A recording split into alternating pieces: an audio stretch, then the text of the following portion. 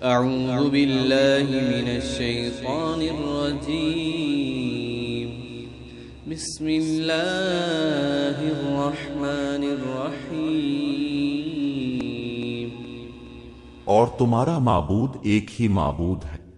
اس کے سوا کوئی معبود نہیں، وہ بڑا مہربان ہے، نہایت رحم والا ہے۔ بے شک آسمانوں اور زمین کی بناوٹ میں اور رات اور دن کے آنے جانے میں اور ان کشتیوں میں جو انسانوں کے کام آنے والی چیزیں لے کر سمندر میں چلتی ہیں،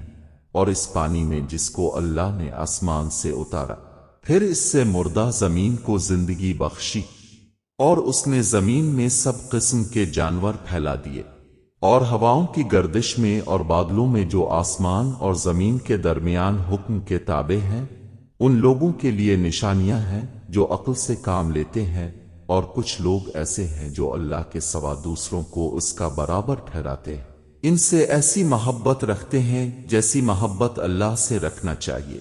اور جو ایمان والے ہیں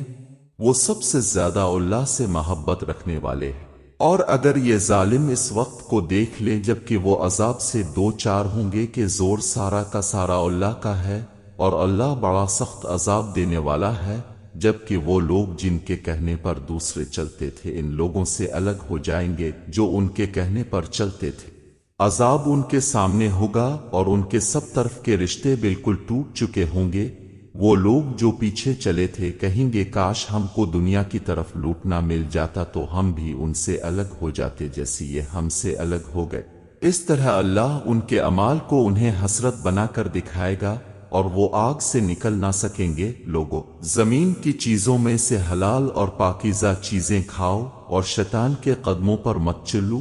بے شک وہ تمہارا کھلا ہوا دشمن ہے، وہ تم کو صرف برے کام اور بے حیائی کی تلقین کرتا ہے، اور اس بات کی کہ تم اللہ کی طرف وہ باتیں منسوب کرو جن کے بارے میں تم کو کوئی علم نہیں، اور جب ان سے کہا جاتا ہے کہ اس پر چلو جو اللہ نے اتارا ہے تو وہ کہتے ہیں کہ ہم اس پر چلیں گے جس پر ہم نے اپنے باپ دادا کو پایا ہے۔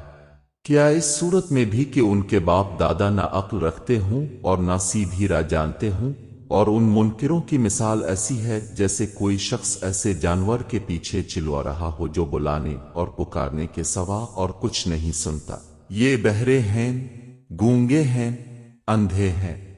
وہ کچھ نہیں سمجھتے۔ اللہ